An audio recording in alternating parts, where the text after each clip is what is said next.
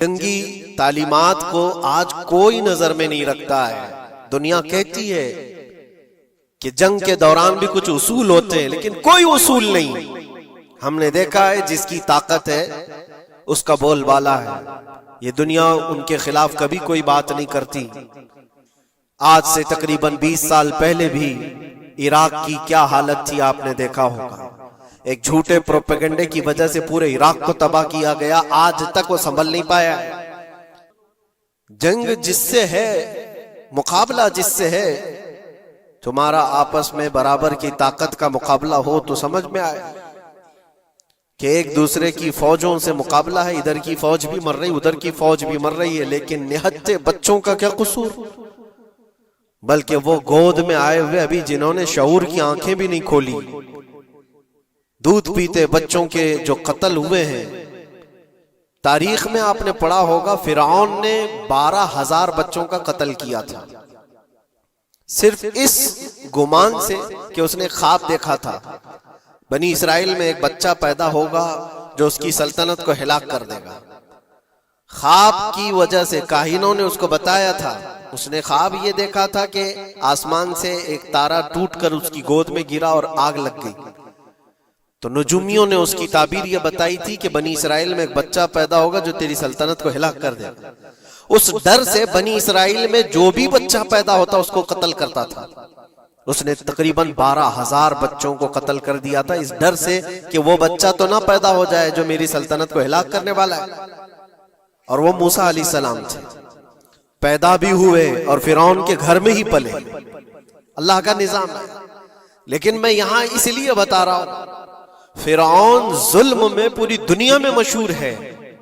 وہ عورتوں کو بھی ظالم اس طرح سے مارا ہے کہ جس کی تاریخ میں مثال نہیں ملتی، لیکن میں نے اپنی زندگی میں دیکھا آج کے زمانے میں اسرائیل نام سے ایک ناجائز حکومت پر قابض شخص نے 12,000 نہیں 50,000 لوگوں کو سال بھر میں قتل کر دیا۔ یہ تاریخ کا بھیانک چہرہ ہے۔ آج لوگ اس کو ہلکے میں لے رہے ہوں گے، نیوز والے ایک طرفہ رپورٹ کرتے ہیں کیونکہ ان کو ان کے باپ داداؤں سے ڈر ہے، جہاں کی کھاتے ہیں وہاں کی گاتے ہیں۔ لیکن بعد کو یہ سچائیاں جنریشن میں منتقل ہوتی رہیں گی، کبھی تو آئے گا کوئی انصاف کی نظر رکھنے والا۔ اور انسانیت کا قتل کتنا بڑا قتل ہے، ایک شہر کے 50,000 لوگوں کو قتل کر دینا، اور ایسے کہ وہاں کی عمارتیں پورے راکھ کے ملبے میں چلی گئی، صدیاں لگ جاتی ایک شہر کو بسنے میں، ایک گھر کو بنانے میں آدمی کی اپنی زندگی گزر جاتی ہے۔ کیا کیا ارمانوں سے گھر بناتے ہیں، لیکن ایک پل میں کسی کا گھر اجاڑ دیا، اس کے سامنے تڑپتے ہوئے اس کے باپ کی لاش ہو، ماں کی لاش ہو۔ وہ تصویریں کہ آپ نے نہیں دیکھی کہ ایک باپ چھوٹی سی بیٹی کو لے کر کے دوڑ رہا ہے تو اس کا بیٹا الگ پیر اور ہاتھ جلے ہوئے بم سے تڑپ رہا ہے، وہ کس کے درد کو دیکھے۔ یہاں تک کہ میں نے دیکھا کہ بیٹی کو باپ یہ نصیحت کر رہا ہے، تھوڑا اور صبر کر لے بیٹا، شہادت ملنے والی ہے۔ کون کرتا ہے یہ؟ موت سے پہلے اپنے بچے کو اتنی تلقین کر دے۔ حالات ایسے۔ دوسرے ایک کہ وہاں پر کھانے پینے کی ایڈ کوئی جا نہیں سکتی، اس پر پابندی، دوائیاں نہ جائیں اس پر پابندی۔ دنیا کا کوئی قانون اس چیز کو جائز ٹھہراتا ہے؟ مجھے بتاؤ، آتنکواد کا راگ الاپنے والے ان باتوں کو کیا کہیں گے؟ انسانیت اگر کہیں ہے تو اس کا تصور تو کرو۔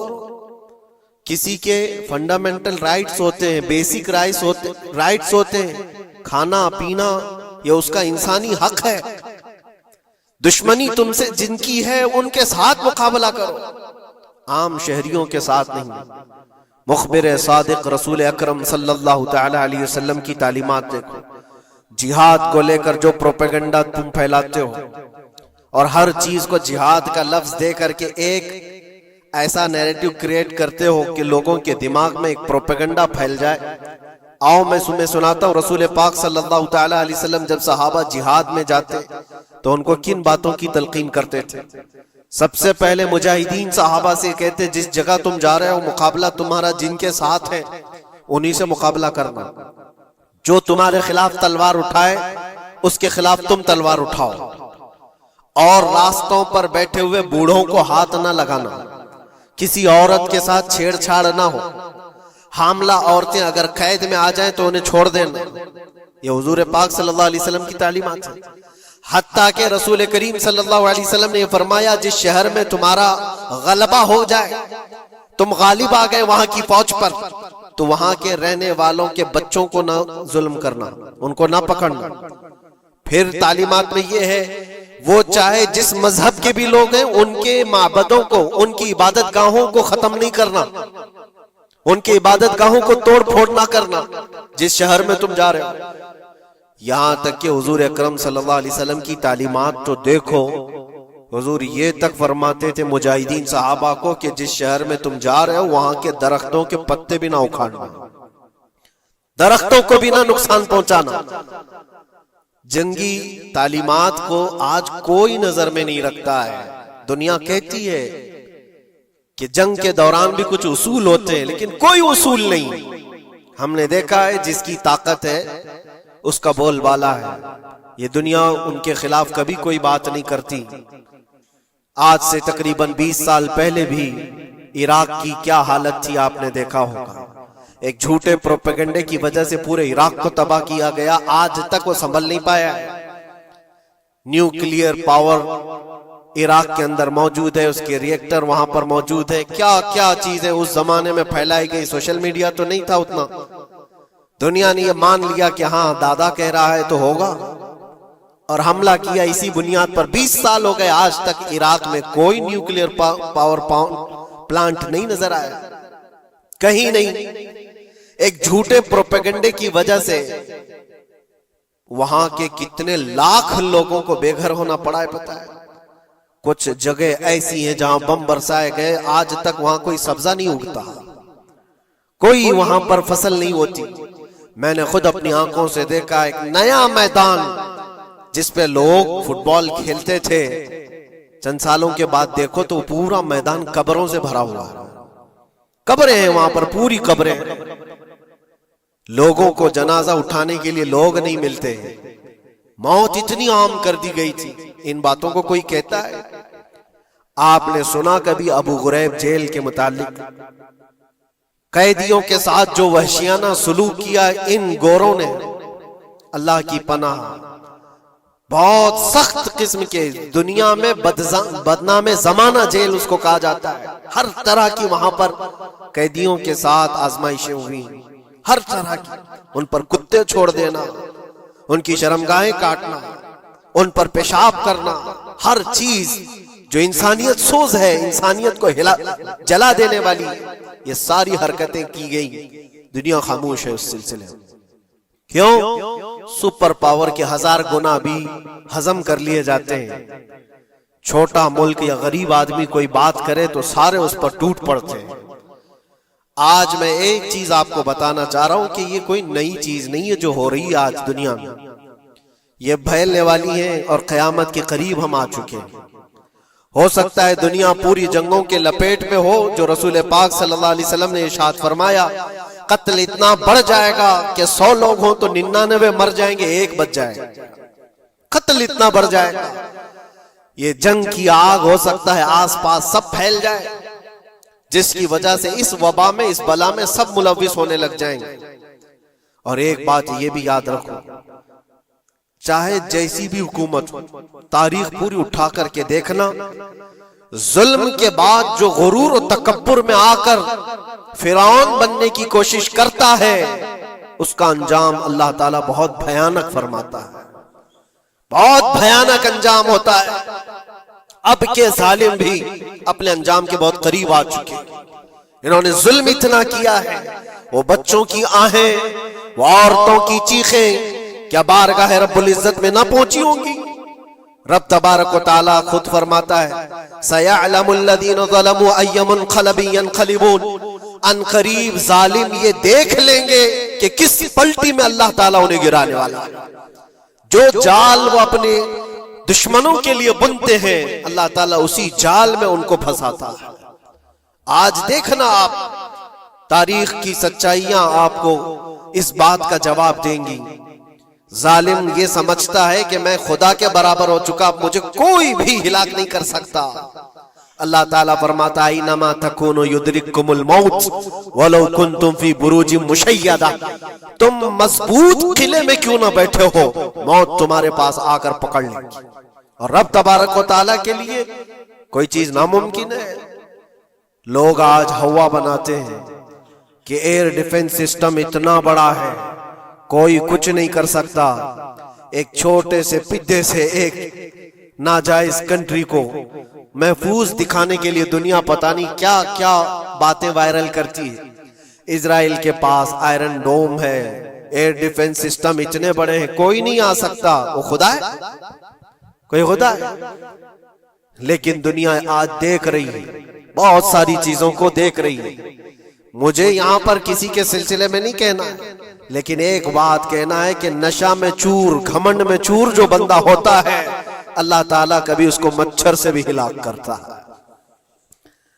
بہت بڑی طاقت کا اس سے مقابلہ ہونا ضروری نہیں، تمہارے پاس ہوگا بہت بڑا سسٹم، لیکن رب تبارک و تعالیٰ جب انتقام لے لے تو پھر تمہارے لیے بہت بڑی طاقتوں کی ضرورت نہیں۔ آپ کو میں تاریخ بتاؤں، عراق میں نمرود ایک زمانے میں اس طرح کی حرکت کیا تھا کہ اس نے بہت بڑی عمارت بنائی تھی، اور اس کے مطابق بات یہ تھی کہ وہ 1000 لوگوں سے تنہا لڑ سکتا تھا، اتنی اس کی طاقت تھی۔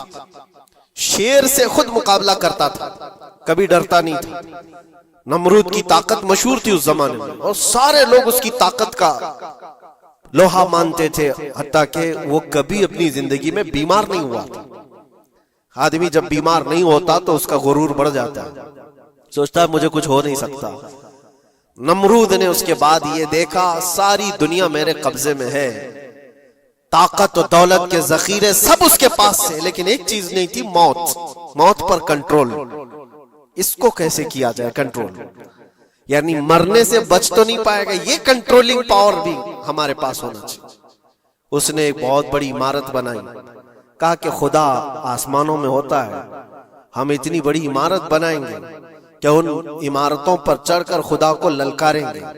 آجا میں مقابلہ کرتا ہوں، اور مقابلہ کر کے میں خدا کو گرا دوں گا کسی بھی طرح سے۔ اگر مجھ سے نہ ہو سکے تو پوری فوج کو تیار کروں گا۔ خدا سے لڑائی لڑ کر کے ایک بار وہ موت اور حیات کا پاور اپنے ہاتھ میں لے لیں گے، پھر ہم کو جب تک چاہے جینا ہے۔ کہاں کی خام خیالی!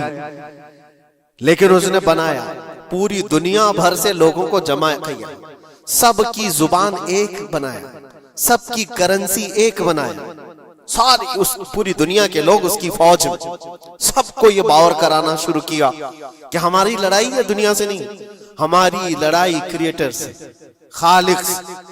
ہم اس سے پاور چھین لیں گے ایک بار، اور پھر اپنے ہاتھ میں موت و حیات کا کنٹرول رکھیں گے۔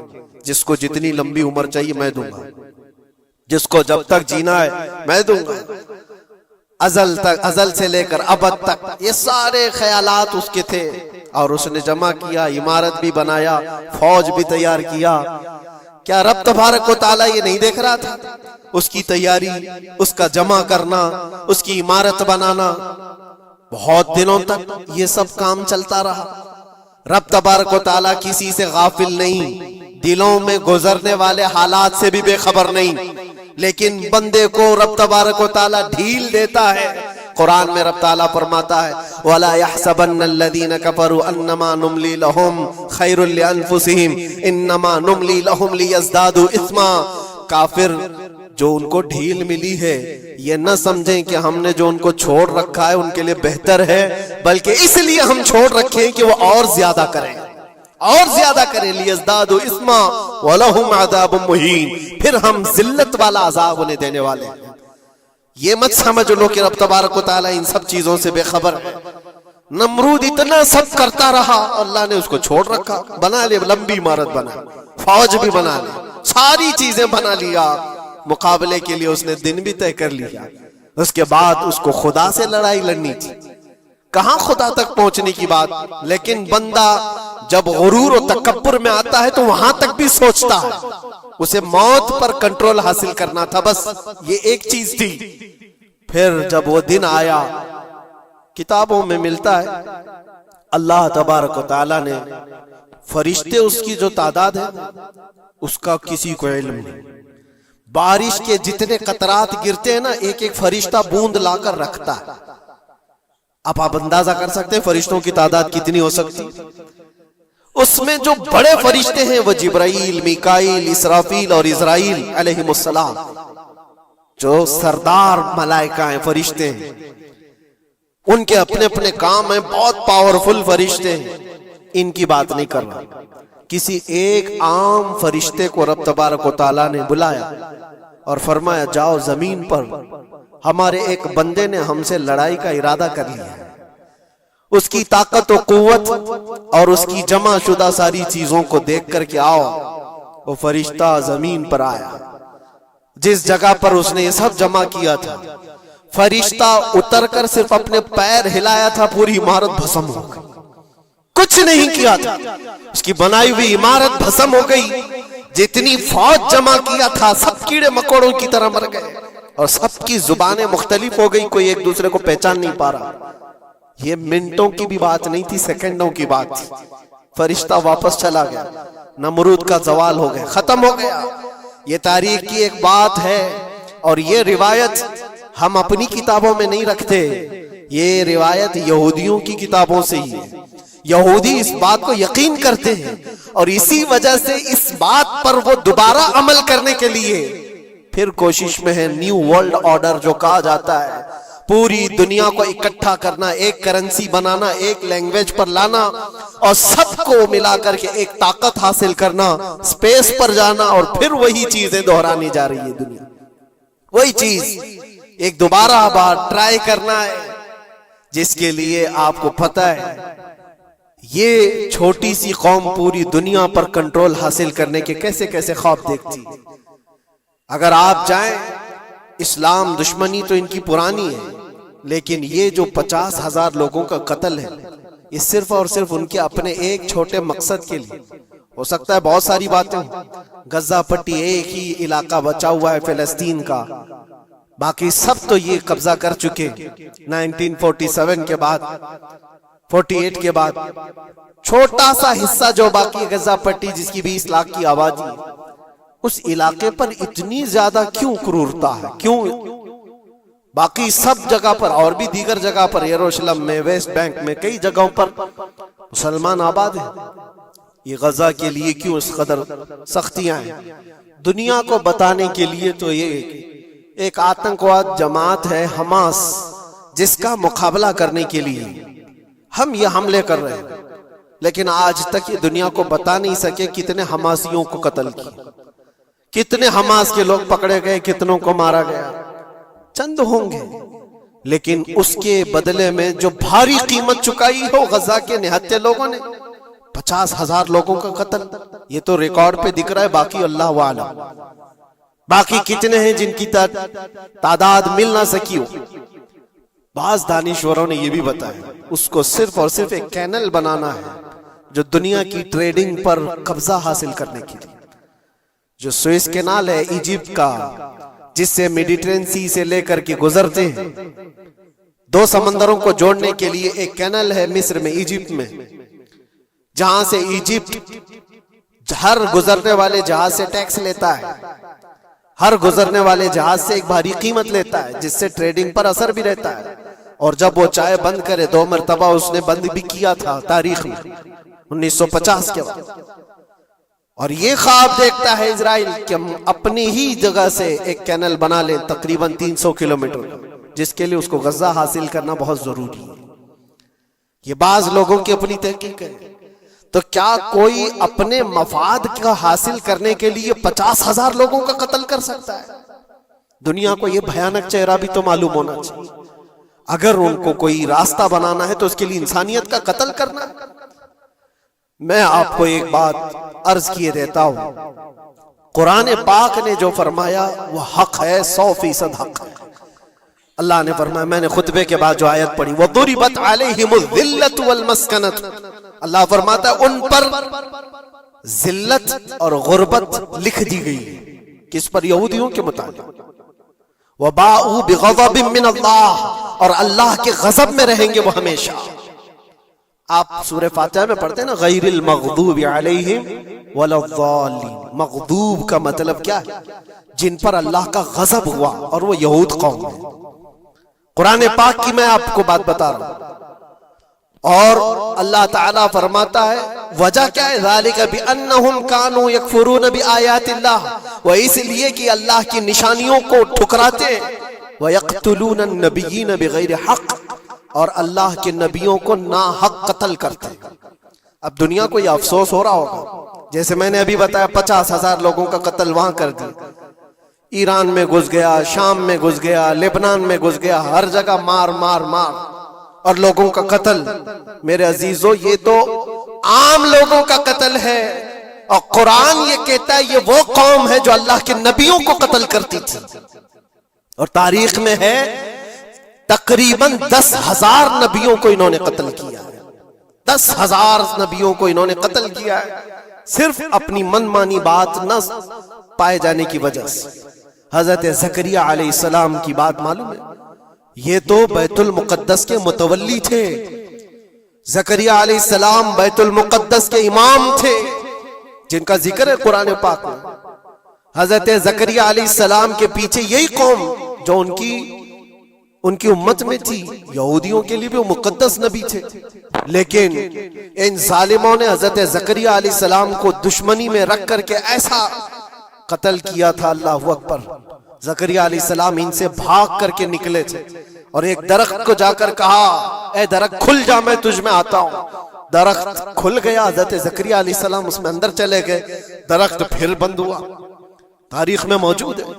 ابلیس لعین نے، شیطان مردود نے یہودیوں کو راستہ بھی بتایا اور درخت بھی بتایا کہ اس کے اندر زکریا چھپے ہوئے، اس کے اندر زکریا ہے.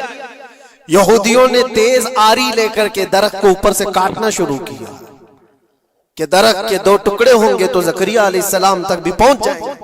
انہوں نے آری سے کاٹتے کاٹتے کاٹتے ان کے سر تک پہنچا دیا.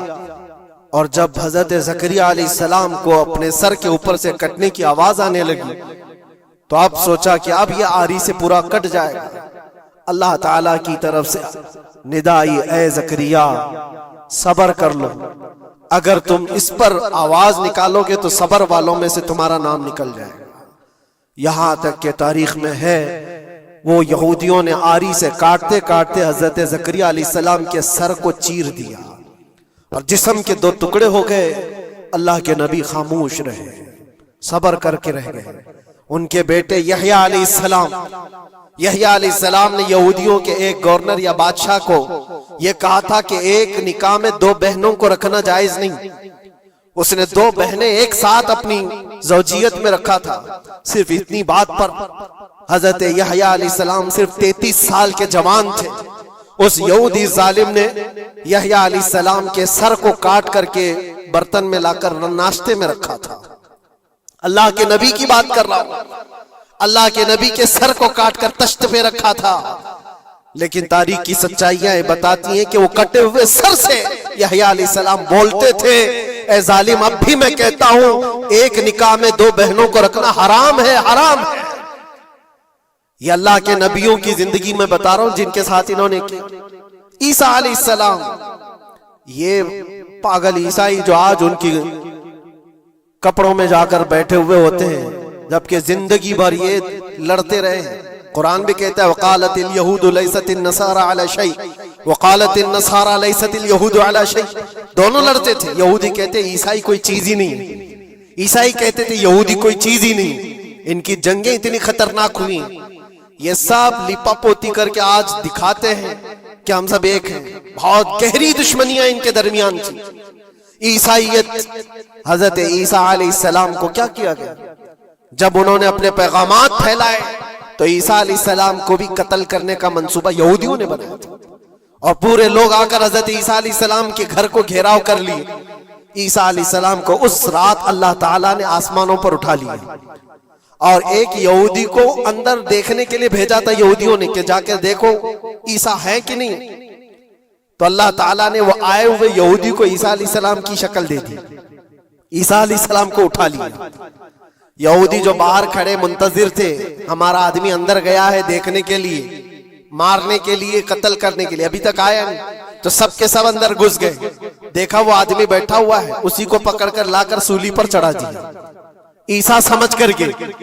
لیکن اتفاق یہ ہے کہ اس کو پوری شکل نہیں دی گئی تھی، آدھی شکل عیسیٰ علیہ السلام کی تھی اور آدھی اس کی خود کی تھی۔ بعد میں یہودیوں میں خود اختلاف ہو گیا، ہمارا بندہ کہاں گیا جو ڈھونڈنے کے لیے گیا تھا، وہ غائب کہاں ہے؟ اور اگر یہ ہمارا بندہ ہے جو ڈھونڈنے کے لیے گیا تھا تو پھر عیسیٰ کہاں ہے؟ یہ اختلاف میں، یہ شک میں 550 سال گزر گئے۔ پھر میرے مصطفیٰ صلی اللہ علیہ وسلم تشریف لائے اور قرآن نے اس بات کو واضح کیا، نہ تم نے عیسیٰ کا قتل کیا، نہ سولی چڑھائی ہے، عیسیٰ علیہ السلام زندہ ہیں، اللہ نے آسمانوں پر انہیں اٹھایا۔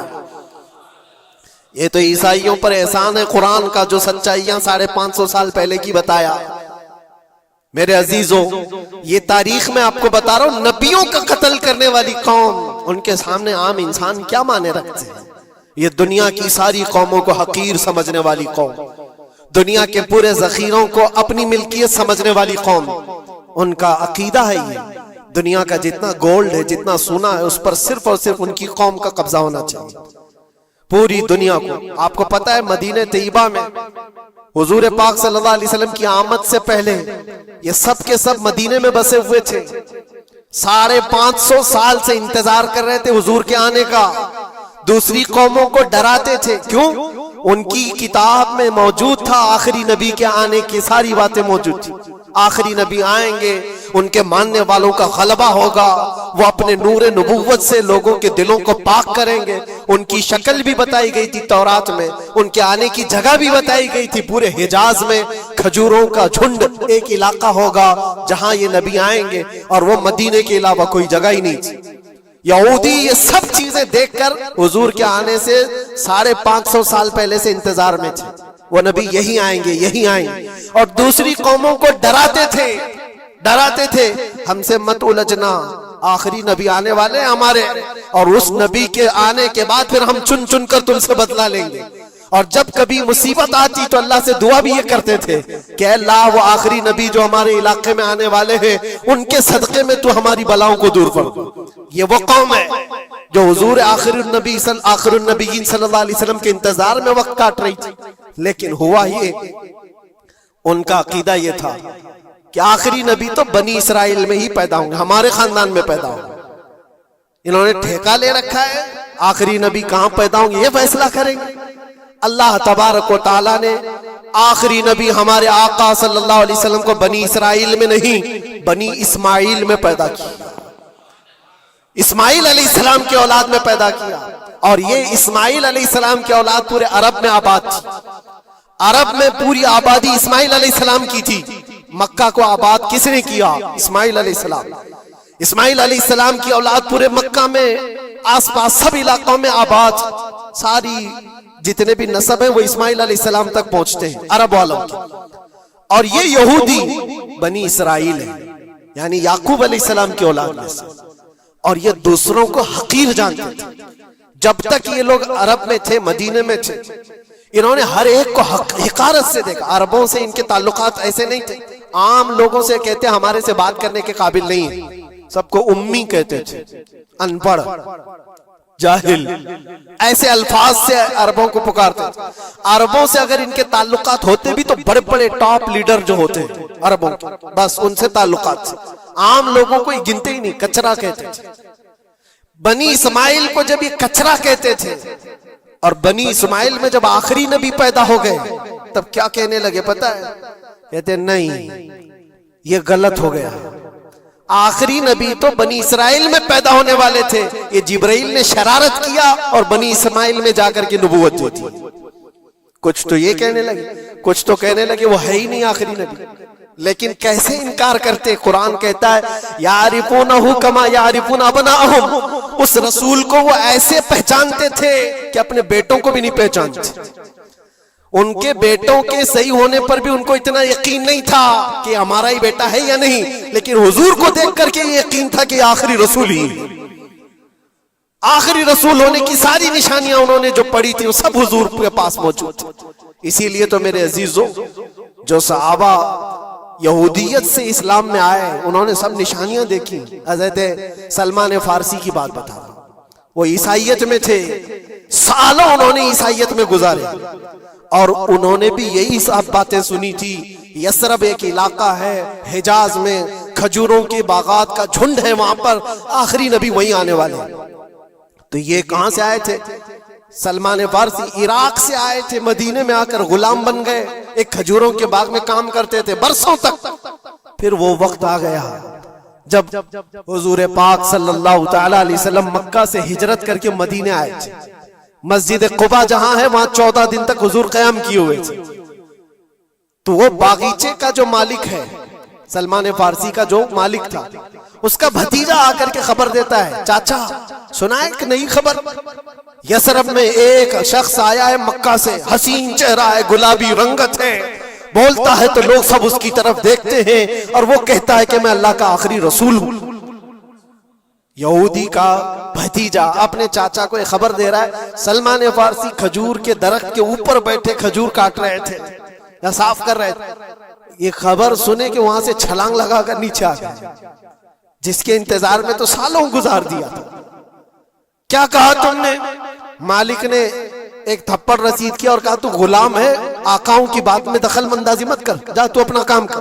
لیکن ان کی بے چینی تھی کہ وہ اگر آخری رسول آ چکے تو میری زندگی کا تو مقصد یہی ہے. پھر انہوں نے وقت نکالا دن کا اور حضور پاک صلی اللہ علیہ وسلم کے پاس پہنچ گئے. جب رسول کریم صلی اللہ تعالی علیہ وسلم صحابہ کے ساتھ موجود تھے، دیکھیں علامتیں جو انہوں نے پڑھی تھی اپنی کتابوں میں وہ سب جانچنا بھی چاہتے تھے. کھجوریں لے کر کے گئے اور کہا یا رسول اللہ یہ قبول کیجیے، یہ صدقہ ہے.